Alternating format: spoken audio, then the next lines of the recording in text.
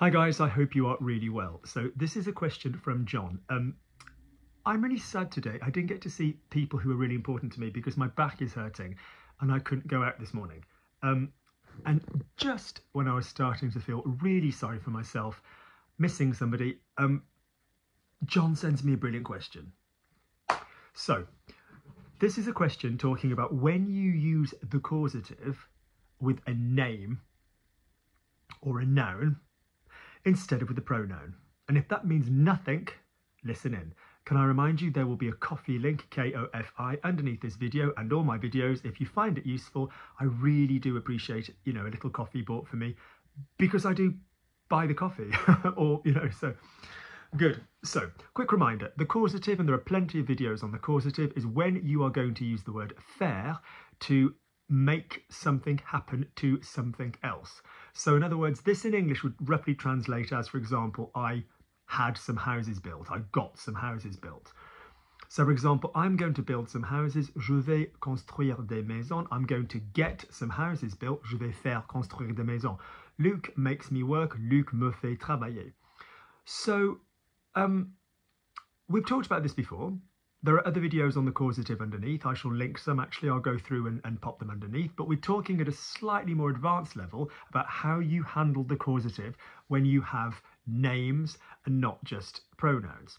So to recap, if you say Luc sings the song, Luc chante la chanson, then the song is Luc's direct object. Direct meaning Luc la chante. Yeah, direct. If you don't understand direct, then I suggest you watch the direct indirect pronouns video. So Luc sings the song, Luc chante la chanson, Luc sings it, Luc la chanson. The song is my direct object. If I say I make him sing, je le fais chanter, on this occasion, the person I'm making sing is my direct object. I make him sing, je le fais chanter. So in both of those examples, there's a direct object. I make him sing, je le fais chanter, not lui. He sings the song, il chante la chanson, the song is his direct. So if we bring and fuse these two together in French, it would be in a little bit of a problem because we couldn't have him being my direct object and the song being his direct object in the same sentence. Let's suppose, for example, we said I make her sing, je la fais chanter, the la for her, and she sings the song, elle chante la chanson. Then I would then need, with pronouns, the la for the her and the la for the song. So you can't do that. You can't have two directs at the same time. If none of this makes sense, please go to the videos I will pop underneath on the causative. So as John already knew, when you have a pronoun, if the verb you're making somebody do has, an object after it, so I make him sing the song, then the him will be indirect. So je lui fais chanter la chanson. I make him sing, there's no object with the singing, it's just the infinitive, je le fais chanter. So that's all very well and good. And John was saying, if you want more on this, right underneath, and I'll give you more examples, but there are videos on the causative. So John's point was like, okay, Luke, well, how do you then do that with names? How do you do that with names? It's really, really simple. You're going to follow what you've just established. You're saying that if the verb you are making somebody do ends there, it's direct. So je le fais chanter. That is direct. So I make John sing, je fais chanter Jean.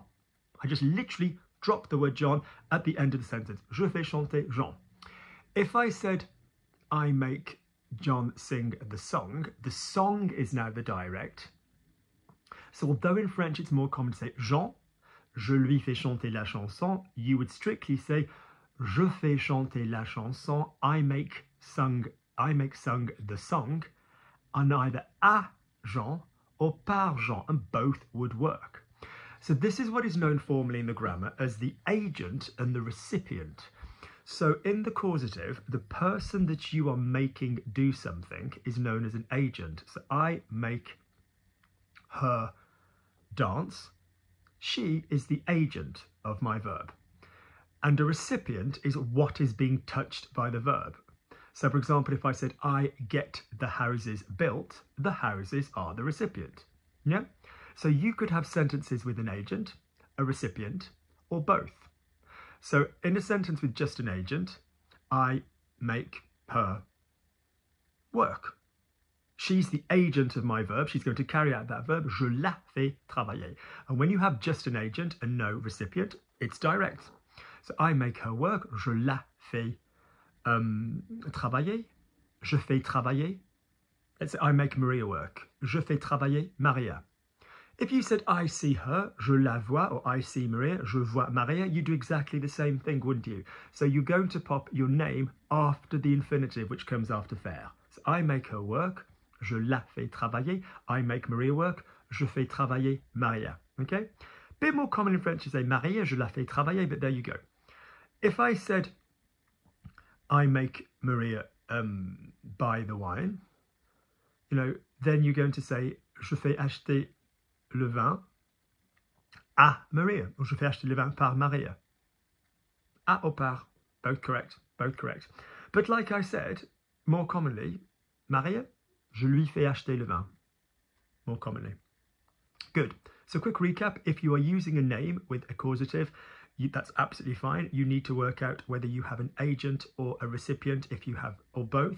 If you have both, yeah, so I make Luke sing the song. Luke would be the agent. The song that's being sung would be the recipient. When you have both of those going on, yeah, okay, you will end up using à or par for the person at the end of the sentence. I hope this is useful. Please do let me know if this is useful. John, I hope this has answered your question. Couple of other pointers on this kind of thing. Just notice that you could have double faire, for example. This is really common. I make him do the work. Je lui fais faire le travail. Fais faire. And that always bothers people. And I'm like, why would it bother you? In English, you'd say, I'm going to go. Yeah, I'm gonna go. Yeah? So je lui fais faire le travail. Yeah? Good. Well done, guys. I hope this was useful. John, thank you for your excellent question. I'm going to go and teach the lovely Stephen and hope that my back gets better for tomorrow because I miss people and I want to see them.